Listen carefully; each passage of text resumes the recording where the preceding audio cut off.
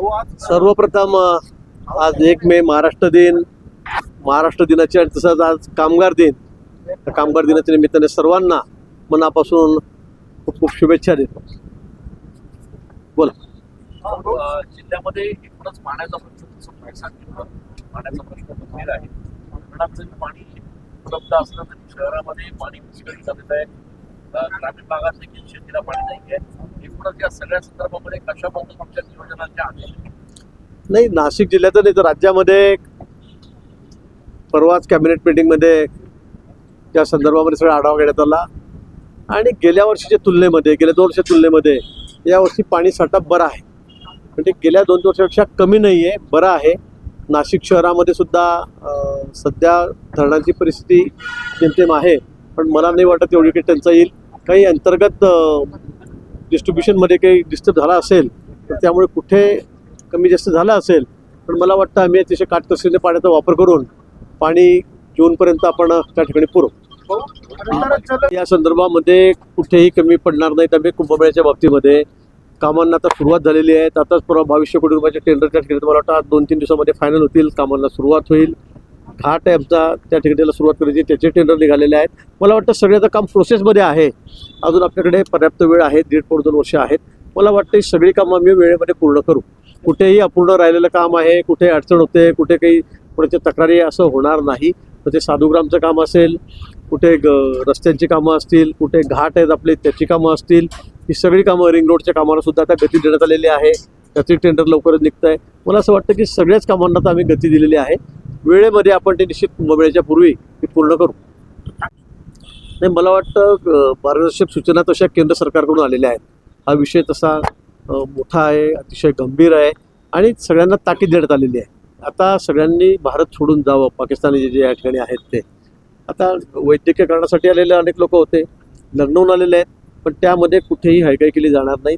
जे इलिगल या ठिकाणी राहत आहेत, इलिगल म्हणण्यापेक्षा आता ज्यांचा व्हिसा जरी असेल तरी त्यांनी देश सोडून जावं अशा सूचना केंद्र सरकारच्या माध्यमातून, राज्य सरकारच्या माध्यमातून देण्यात आलेल्या आहेत. असे लोक हुडकून काढले जात आहेत आणि जे असे असतील त्यांना बाहेर काढलं जाईल, अन्यथा त्याच्यावर कठोर कारवाई होईल. नाही, जनगणना म्हणजे स्वातंत्र्यानंतर मला वाटतं पहिल्यांदाच जनगणना या ठिकाणी होते. अनेक वेळेला मी निश्चित सांगेल काँग्रेसने फक्त घोषणा केल्या, फसव्या घोषणा केल्या, पण प्रत्यक्षामध्ये माननीय मोदींनी हा अतिशय सुखद असा निर्णय हा काल घेतलेला आहे, कालच्या कॅबिनेटमध्ये घेतलेला आहे. मला वाटतं सगळ्या जनजाती ज्या आहेत, त्या सगळे समाज आहेत, त्यांना सर्वांना या ठिकाणी न्याय मिळणार आहे. अनेक लोकांची मागणी होती की एकदा होऊन जाऊ द्या, एकदा करा, म्हणजे सगळ्यांना ज्याला त्या पतात जो न्याय असेल तो मिळेल. मला वाटतं काल तो सुवर्णक्षण आला. माननीय मोदींनी या संदर्भामध्ये निर्णय घेतला. मला वाटतं अतिशय आनंदाची बातमी आहे. तेवढं तर उद्या आमच्याकडून 26 जानेवारी 1 मे आता आमची गोष्ट झालेलीच आहे आधी. ठीक आहे, त्याला स्टे आलेला आहे, पण मला असं वाटतं जोपर्यंत अंतिम निर्णय होत नाही तोपर्यंत माननीय मुख्यमंत्री महोदयांचे ते अधिकार आहेत. त्यामुळे मला आणि रायगडला तटकरे ताई आहेत त्यांना आणि मला ते अधिकार दिलेले आहेत. जोपर्यंत मुख्यमंत्री सांगतील तोपर्यंत आम्ही ध्वजारोहण करू. नाही सांगितलं दुसऱ्या दिवशी दुसरं कोणी करेल, आम्हाला काही त्यात राहणारच नाहीये. एक टाइम सुद्धा पाणी येत नाहीये, खूप मोठ्या प्रमाणात निश्चित आज बैठक आहे या संदर्भामध्ये, म्हणजे कुंभमेळ्याच्या संदर्भात बैठक आहे. त्यात मी अधिकाऱ्यांना सगळ्यांना बोलवलेलं आहे. त्या संदर्भात मी माहिती घेतो की असं पाणी असताना लोकांच्या घरापर्यंत पाणी का जात नाही, नळाला पाणी का जात नाही. मला वाटतं की तांत्रिक अडचणी असतील काय, पण या संदर्भात निश्चित मी आज माहिती घेतो आणि सगळ्या दुरुस्त करण्याच्या सूचना देईल.